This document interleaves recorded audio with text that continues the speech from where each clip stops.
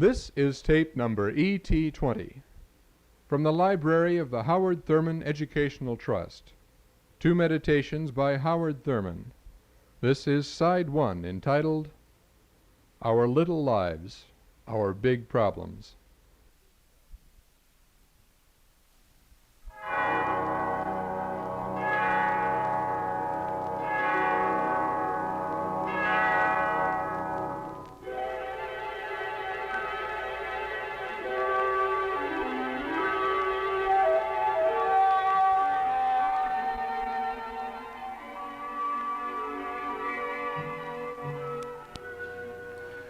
Let the words of my mouth and the meditation of my heart be acceptable in thy sight, O Lord, my strength and my Redeemer.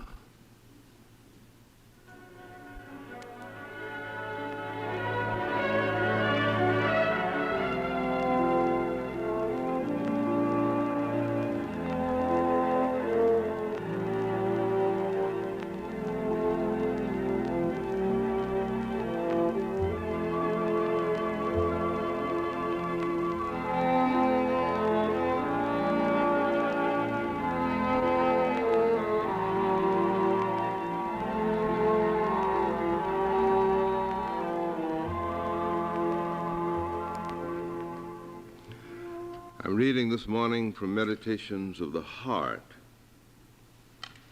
Our little lives, our big problems, these we place upon thy altar.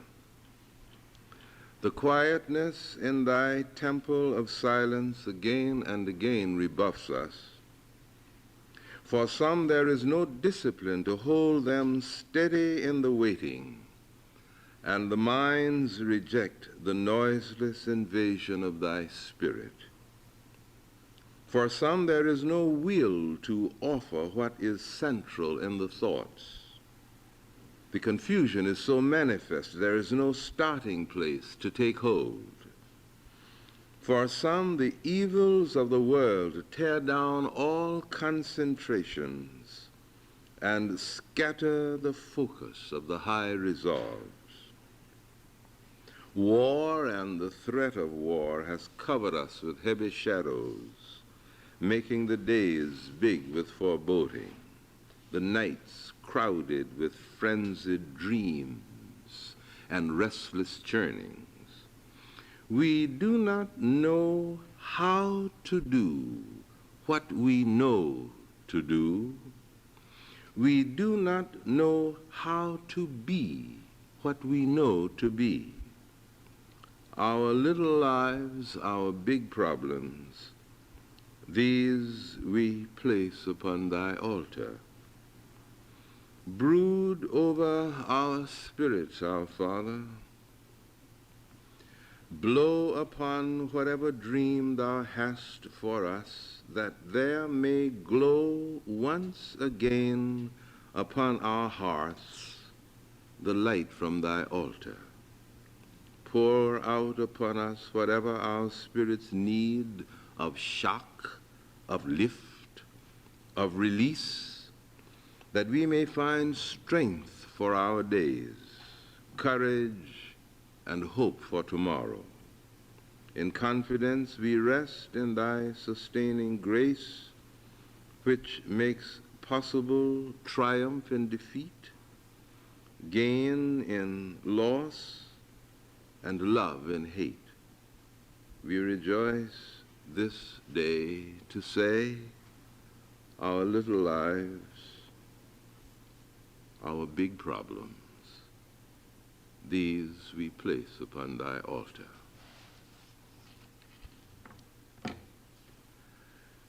I remarked in our meditation last week that each of us must deal with our lives on the basis of two dimensions. First, there is the image which we have of ourselves, and it was about this that we talked last week. Now, this morning I want to think about the second dimension, we must deal with ourselves on the basis of our fact. To state it in a more comprehensive term, it would be something like this, that each of us must have a sense of fact with reference to his facts. Now, it is comparatively easy to have a sense of fact with reference to other people's facts. We are functioning all the time in the light of the readings which we make from our sense of fact of other people's facts. We are sensitive to their wrongdoings, their attitudes towards us. We are sometimes, not always, critical and judgmental as we deal with the raw materials of their facts as we encounter them in the living of our facts. But the burden of my idea this morning is that we must have a sense of fact with reference to our fact, with reference to our own fact. In other words, I must accept my fact. Now, it may be very different, and often it is, from the image that I have of myself. My fact is the raw material, the raw stuff out of which I make all the meanings that I have with reference to what my life is saying by what my life is doing. Now, when I accept my fact, it means that I call all of the elements in my fact by their true name.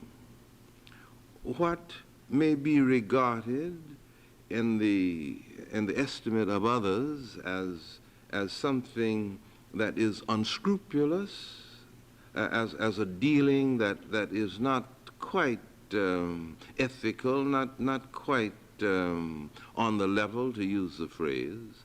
When I raise the same question about myself, I may call it shrewdness, I may call it cleverness, I may tone it down so that as it turns up in the context of my living, it glows, it has a significance and a meaning and a wholeness which I may not allow as I react to your sense of fact, for instance. So I must call what I see in me by its true name. And in doing this, I'm able to assess my facts in terms of my intent. Again and again, I discover that the thing that I intend to do, the thing that I will to do, as it moves out from me, seeking to fulfill itself in the context of my experience, becomes adulterated, becomes watered down, becomes something perhaps so different from what I intended. When the words leave me, there's a grace and a wholeness and sometimes a healing and a beauty in them. But by the time they reach the object towards which they are going, something has happened to them.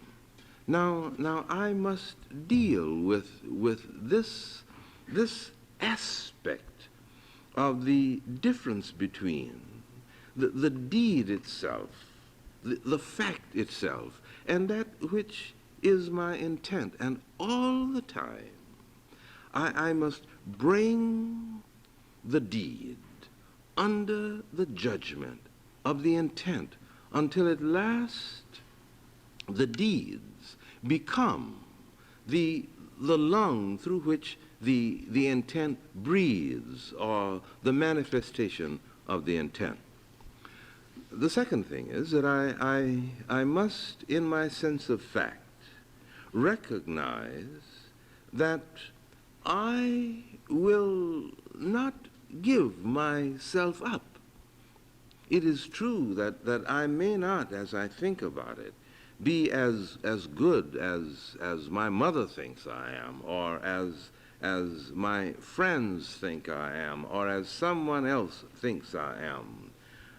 But despite this fact, despite the fact that I have an inside knowledge of what it is that I am in true essence, I do not give myself up. I do not relax my hold on myself. I cling to myself with an abiding enthusiasm, because this is all I have. To state it almost crassly, I am stuck with me. For better or for worse, I must negotiate the time interval of my living with the stuff that I am. Now there's a third thing. I recognize that so much that is not good flows from me out into the world, affecting the lives of others. That this knowledge of the not good that flows from me to others gives to me a charity, a tenderness, an understanding of the not good things, as it were, that flow from other people to me. Now let me state this again.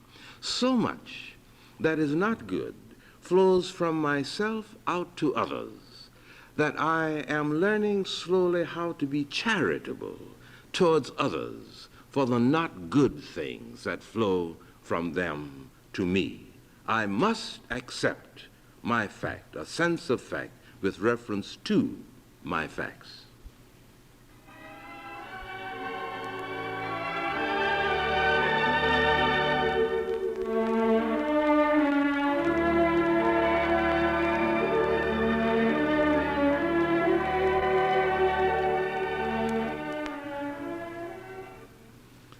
Let the words of my mouth and the meditation of my heart be acceptable in thy sight, O Lord, my rock and my redeemer.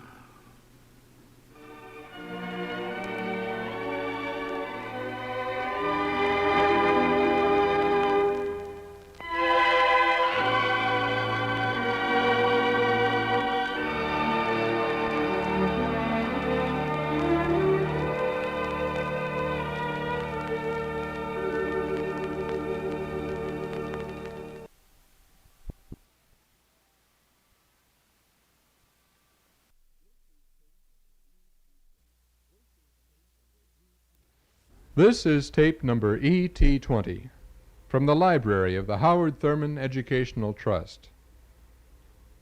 This is side 2, entitled Periodic Rest.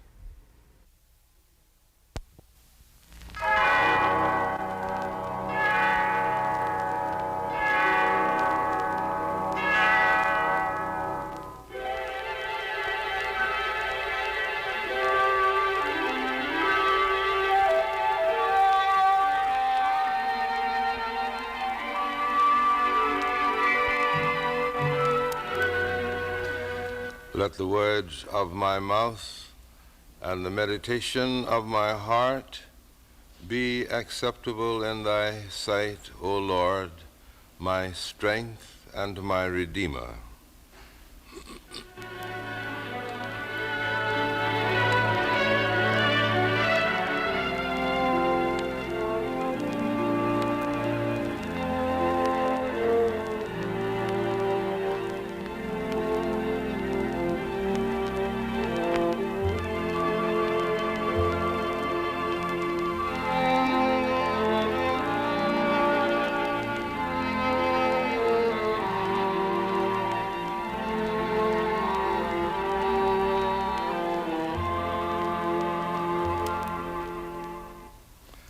I'm reading from my book, The Inward Journey.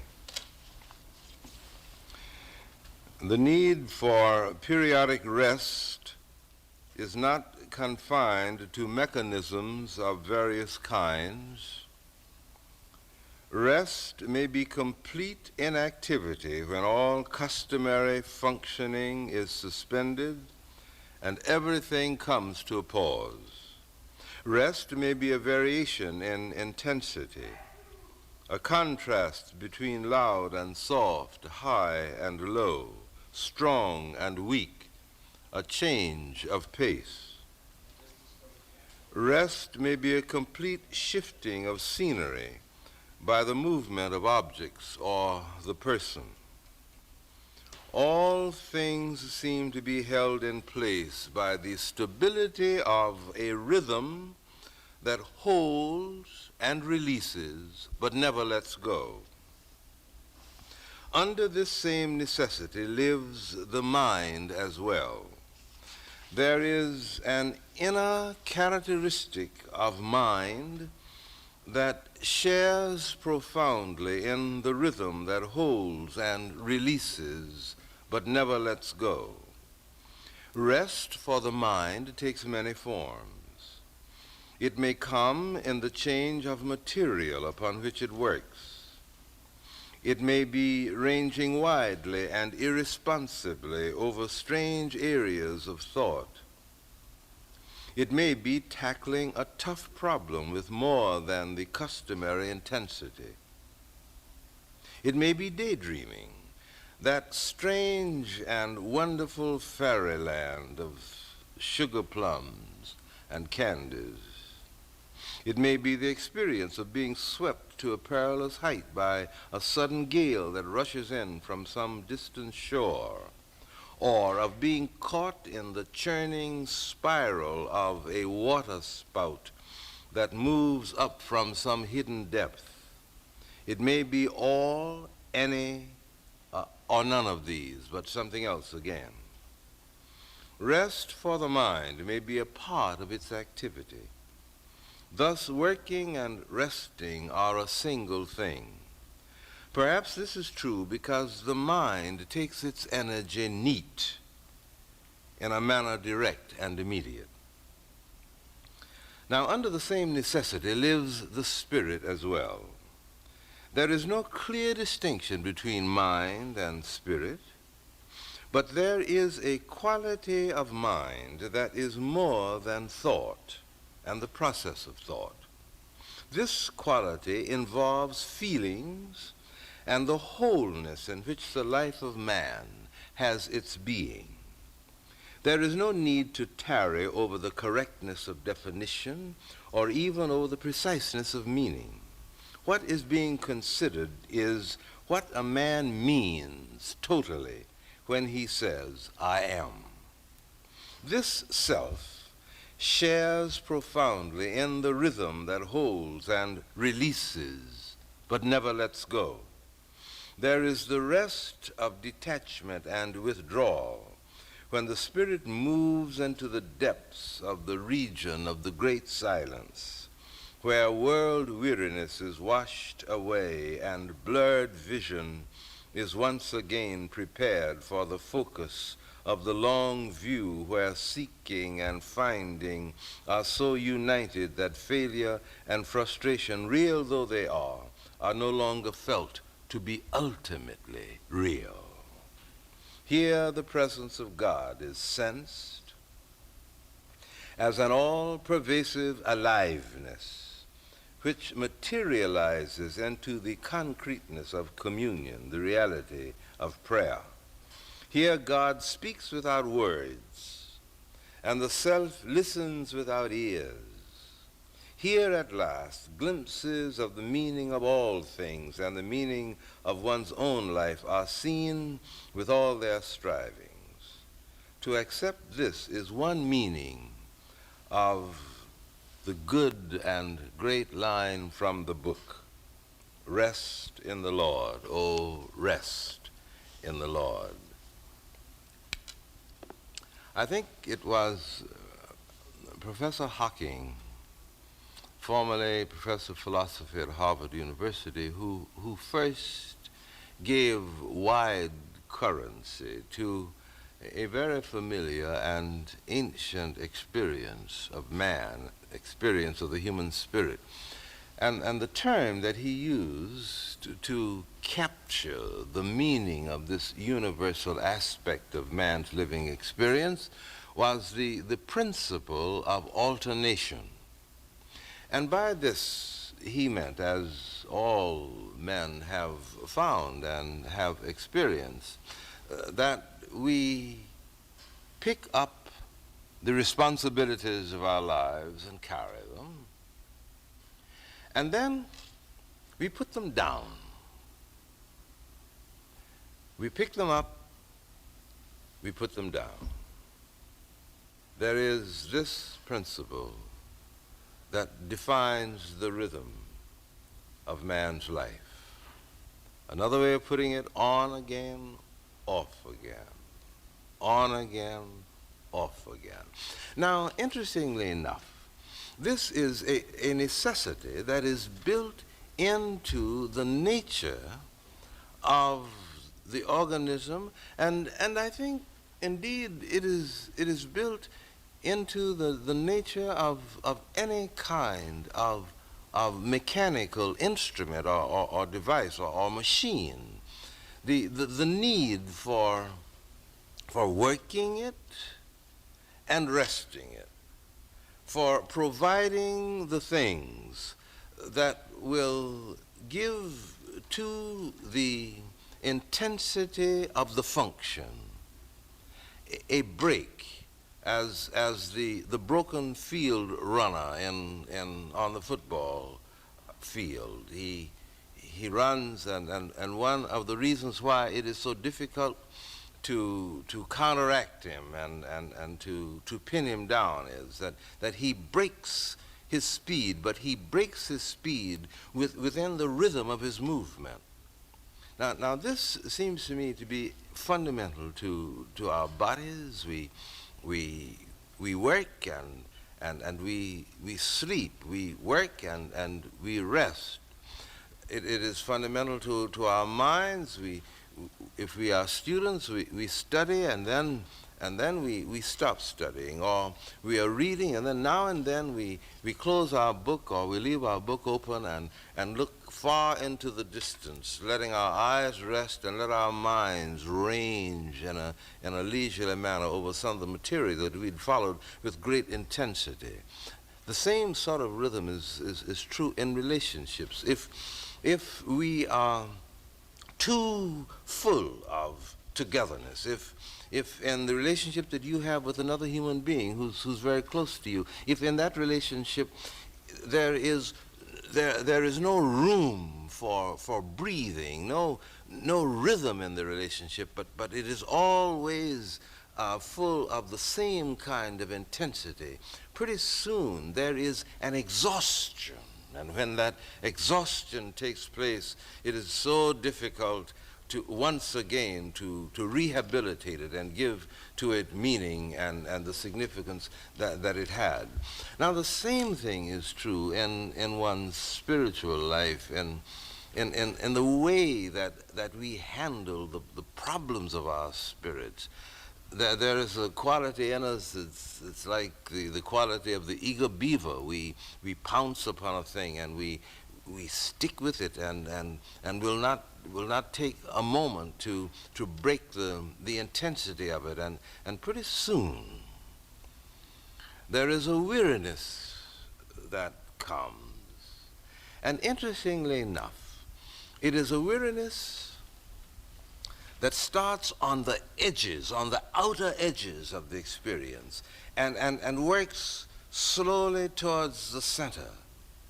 And when it gets to the center, then the whole context is flattened out and full of exhaustion. Therefore, in the living of your life, or even in the living of any person's life, to practice the principle of periodic rest, the principle of alternation. Carry your burdens, with full-orbed responsibility, making room on your shoulders for the load which is your load. But now and then, put it down, let it rest, and then pick it up again. Or you may carry your burden on one shoulder and then change it over to another shoulder. This is the principle. On, off. Pick it up, put it down. And once this becomes the rhythm of the movement, the respiration of your spirit, then many crooked paths will become straighter and heavy burdens will be lighter. This is the law of life.